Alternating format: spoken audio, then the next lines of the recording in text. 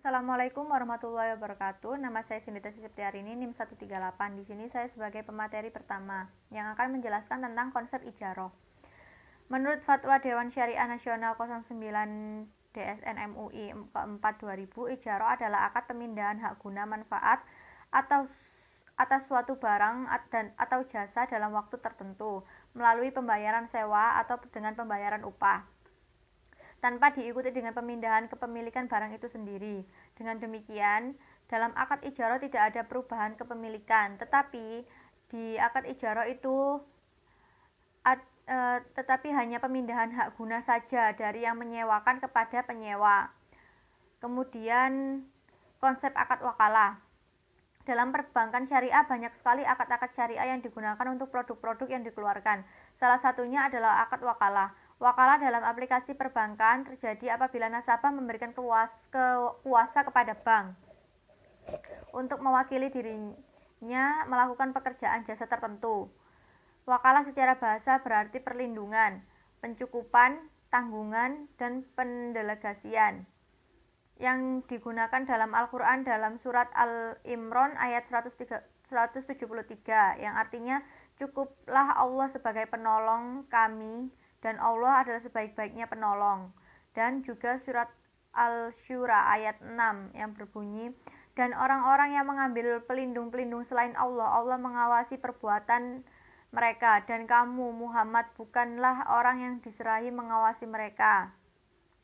Adapun pengertian wakalah secara istilah adalah permintaan seseorang kepada orang lain agar menjadi wakilnya dalam sesuatu yang bisa diwakili. Sedangkan pengertian wakalah menurut Fatwa DSN MUI adalah pelimpahan kekuasaan oleh seseorang kepada orang lain dalam hal-hal yang bisa diwakilkan. Yang ketiga adalah konsep kafalah. Kafalah adalah jaminan yang diberikan oleh penanggung atau kafil kepada pihak ketiga dalam rangka memenuhi kewajiban dari pihak kedua atau yang ditanggung, yang disebut makful anhu, terkait tuntutan yang berhubungan dengan jiwa, hutang, barang, atau pekerjaan apabila yang ditanggungan cedera janji atau wan prestasi, di mana pemberi jaminan bertanggung jawab atas pembayaran kembali suatu hutang menjadi hak penerima jaminan. Istilah al-kafalah berasal dari bahasa Arab yang berarti al-daman atau jaminan, hamalah atau beban, dan za'amah tanggungan.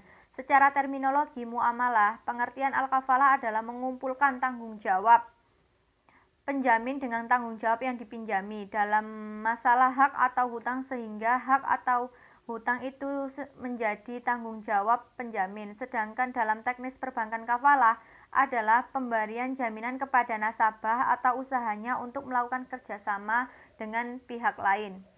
Itu materi dari saya. Sekian, next materi selanjutnya. Assalamualaikum warahmatullahi wabarakatuh. Di sini saya akan melanjutkan presentasi dari materi sebelumnya. Perkenalkan, nama saya Putra Yusuf Fitri, NIM 1907211000175. Di sini saya akan menjelaskan tentang hadis tentang ijaroh dan hadis tentang wakalah. Bismillahirrahmanirrahim. Annahu sallallahu alaihi wasallam qala a'dul ajratu qabla an yajifu arokoh. Artinya, sesungguhnya Rasulullah sallallahu alaihi wasallam bersabda, berikanlah upahnya buruh sebelum kering keringatnya. Hadis riwayat Ibnu Majah dan Al-Baihaqi.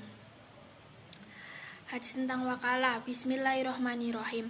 Wa an Jabir bin Abdullah radhiyallahu anhu qala uradtul kharuja ila Khaybar fa ataitu an-nabiy sallallahu alaihi wasallam faqala idza ataita wakili bi Khaybar fakhud minhu 15 wasqa. Rawahu Abu Dawud. Jabir bin Abdullah berkata, aku akan keluar menuju Khaybar, lalu aku menghadapi Nabi SAW dan beliau bersabda, jika engkau menemui wakilku di Khaybar, ambillah darinya 15 wasak. Hadis riwayat Abu Dawud. Sekian dari saya, kurang lebihnya mohon maaf. Wassalamualaikum warahmatullahi wabarakatuh. Assalamualaikum warahmatullahi wabarakatuh. Nama saya Siti Halimah, NIM 121. Di sini saya sebagai pemateri ketiga. Selanjutnya adalah hadis tentang kafalah yang berbunyi, An Salamah bin Aqwa'i radhiyallahu anhu anna nabiyyi sallallahu alaihi wasallam atiya bi janazatin liyusalliya 'alaiha faqala hal 'alaihi min daini qalu la fa sallallahu alaihi thumma atiya bi janazatin akhra faqala hal 'alaihi min daini qalu na'am qala sallallahu ala sahibikum qalu Abu Qatadatan alayya dainatu ya Rasulullah fasallahu alaihi, yang artinya Salamah bin Al-Aqwal radhiyallahu anhu meriwayatkan bahwa didatangkan seorang jenazah kepada Muhammad SAW agar beliau menyolatinya. Maka beliau bertanya, apakah ia memiliki tanggungan hutang? Mereka menjawab, tidak. Maka beliau menyolati atas jenazah itu. Kemudian didatangkan seorang jenazah lain. Maka beliau bertanya, apakah ia mempunyai tanggungan hutang? Mereka menjawab, iya. Beliau bersabda, salatkanlah jenazah kalian. Abu Qatadah radhiyallahu anhu berkata, hutangnya saya yang menanggungnya, wahai Rasulullah. Maka akhirnya beliau menyolati jenazah tersebut. Hadis riwayat Bukhari. Selanjutnya adalah konteks hadis. Konteks hadis ijarah. Hadis tersebut menjelaskan tentang perintah untuk memberikan upah kepada buruh sebelum keringatnya kering. Hal tersebut lebih baik daripada menunda-nunda tanpa adanya uzur. Terima kasih. Wassalamualaikum warahmatullahi wabarakatuh. Assalamualaikum warahmatullahi wabarakatuh. Saya Diva Rahmadiana, NIM 179. Di sini saya sebagai pemateri keempat, saya akan menjelaskan tentang konteks hadis wakalah dan konteks hadis kafalah. Yang pertama, saya akan menjelaskan tentang konteks hadis wakalah. Untuk hadis wakalah ini sudah dibacakan oleh pemateri sebelumnya. Di sini saya akan membacakan arti dan konteksnya saja.